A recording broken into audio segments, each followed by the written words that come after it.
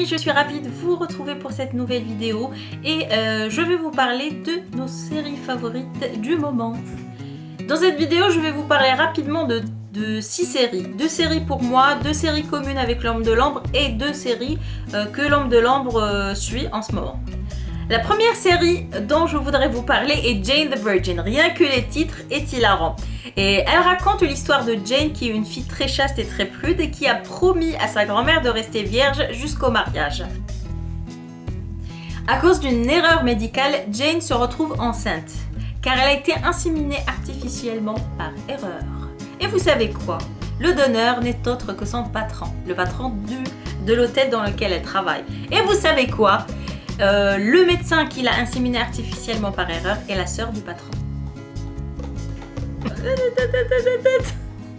Lorsqu'on regarde ce genre de série, on se demande comment les réalisateurs vont faire pour faire évoluer les choses avec juste cette histoire de départ. Sachant que là, il y a en ce moment 2 saisons complètes de Jane the Virgin et la série est toujours en cours.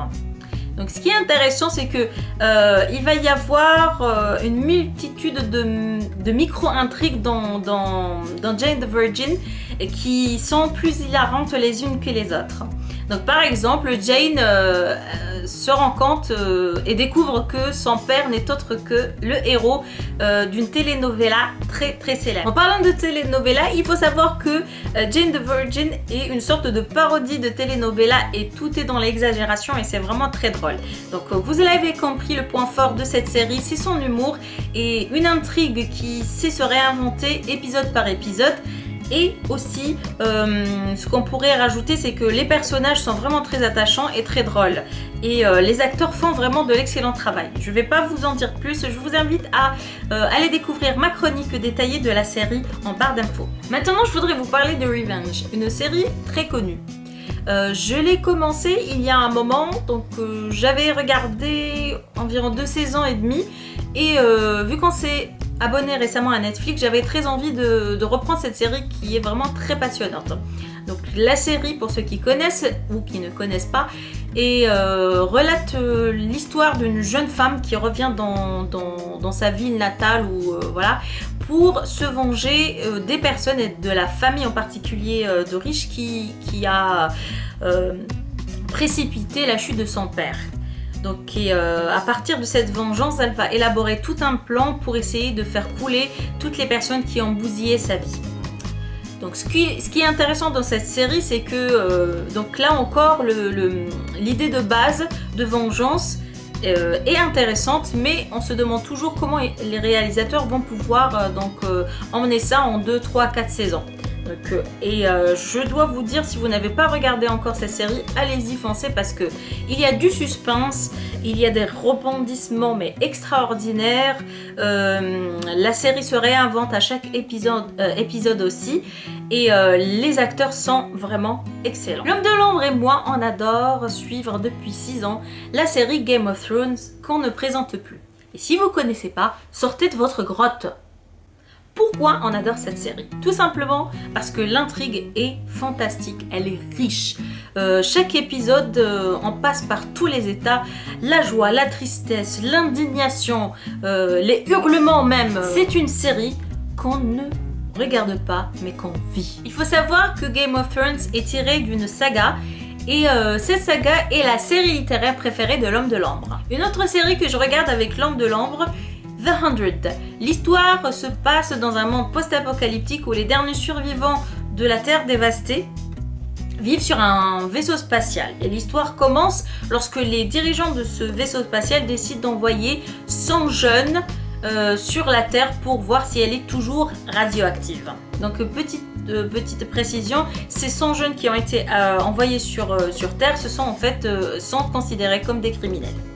Nous avons adoré les 2 premières saisons, même si la 2e saison, vers la fin, ça a commencé à s'essouffler, donc il y avait beaucoup de répétitions et on n'arrivait pas vraiment à accrocher, mais on s'est accroché jusqu'à la fin et donc ce qui nous a motivé justement à commencer la saison 3, c'était un final digne. Grâce à ce final, nous avons décidé de commencer à regarder la saison 3.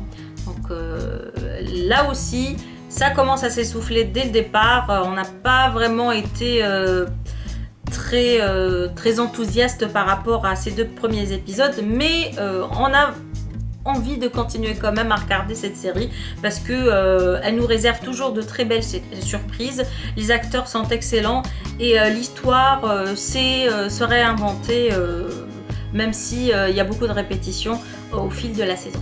La séquence qui suit a été réalisée sous contrainte. L'homme de l'ombre m'oblige à parler des séries qu'il préfère. On n'a pas de trépied, c'est normal. Alors la première série que tu as regardée tout seul, c'est Orange is the New Black, ok? Je dis bien. Oui. Étant donné que l'homme de l'ombre est l'homme trépied comme vous le savez, je vais lui poser des questions sur la série, comme ça il va pouvoir vous répondre et vous parler de cette série qu'il a adorée. Commençons par le commencement, de quoi ça parle? Ça parle d'une femme qui se retrouve en prison pour un crime qu'elle a commis il y a longtemps. Et donc on voit son intégration dans la prison de femmes, de faible sécurité quand même. Et voilà, c'est intéressant. Bravo! Merci. Donc tu m'avais dit que tu avais vraiment adoré cette série et ça se voit à travers ta chronique, je vous la mets en barre d'infos d'ailleurs. Donc est-ce que tu peux nous dire vraiment rapidement pourquoi tu as aimé cette série et pourquoi les gens devraient la regarder? C'est une très bonne série grâce à ses personnages variés. Il y a des gardiens bizarres, on va dire. Le gardien pervers, le gardien homophobe, le gardien qui aime une détenue. Et toutes les détenues sont différentes aussi. Il y a celle qui est nymphomane, il y a celle qui essaie de reconquérir son ex. Donc on suit surtout la détenue qui est arrivée à la prison des années après son crime. Elle essaie de s'intégrer, mais elle est intelligente, mais pas très maligne. Elle va se mettre dans des situations cocasses et c'est ça qui est drôle en fait. La dernière série, c'est Narcos et c'est toujours l'homme de l'ombre qui la regarde, qui va nous parler du résumé.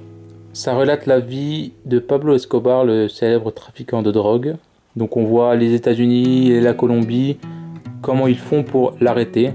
Et on voit aussi donc son ascension et C'est des boires aussi. ses déboires. Ouais, il est pas très. C'est le personnage principal. C'est le personnage principal, mais il n'a pas de déboire particulier. Il est intelligent. Donc je connais de nom, je ne sais pas vraiment sa chute, comment ça s'est passé? Donc c'est ça qui va être surtout intéressant pour moi. Et le premier épisode, t'as aimé? J'ai beaucoup aimé le premier épisode. En fait, c'est justement son ascension rapide. C'est le premier épisode sur plusieurs années. Et l'histoire va vraiment commencer au 2e épisode. C'est ça qui est intéressant. On vient de découvrir Pablo Escobar et son ennemi, celui qui veut l'arrêter dans les stupes. Merci l'homme de l'ombre. C'était dur. Mais non. Tu m'as forcé. Tu as dit que c'est moi qui t'ai forcé, mais c'est toi qui m'as forcé. Non mais c'est toi qui me force et on s'auto-force. Voilà.